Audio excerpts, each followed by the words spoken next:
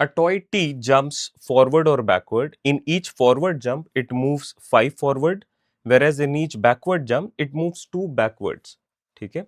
If in a total of 31 jumps, T moves exactly 15 forward, then what is the difference of the number of forward and the backward jumps?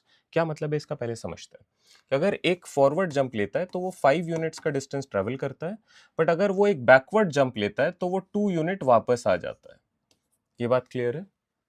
तो इस तरीके से ये move कर रहा है। तो आप फॉरवर्ड जाते हो 5, बट अगर आप बैकवर्ड जाते हो तो आप 2 यूनिट्स बैक आते हो।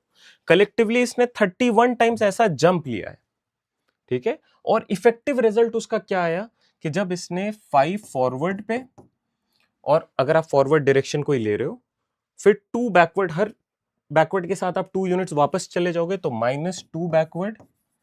The result for this is 15 unit forward, है ना। मतलब आप एग्जैक्टली 15 यूनिट्स फॉरवर्ड चले जाओगे। एक फॉरवर्ड पे आप 5 यूनिट्स आगे जाओगे, 2 फॉरवर्ड पे आप 10 यूनिट्स आगे जाओगे, 3 फॉरवर्ड पे आप 15 यूनिट्स आगे जाओगे। But since you are also going back, तो कलेक्टिवली इन 31 अटेम्प्ट्स आप 15 फॉरवर्ड जाते हो, और total number of forward plus backward is actually 31 jumps. आपने कितने फॉरवर्ड जंप लगाए, आपने कितने बैकवर्ड जंप लगाए, ये total 31 jumps. So this is an ideal question on linear equation.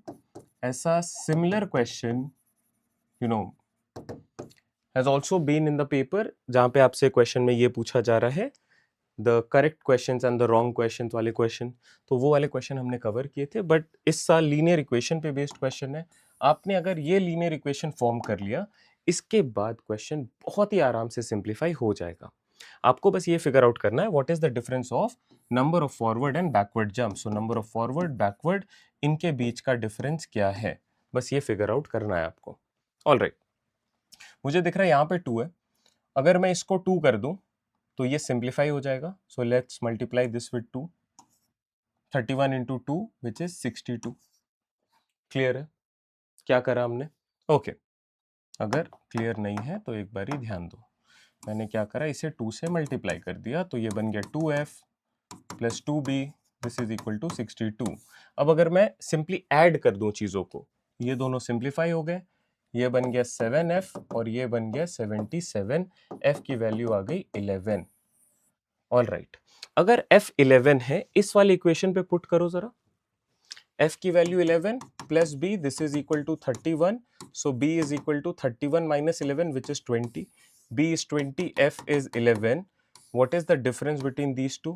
20 minus 11 which is 9. Option D is our correct fit. तो ये question particularly आपको बनाना चाहिए।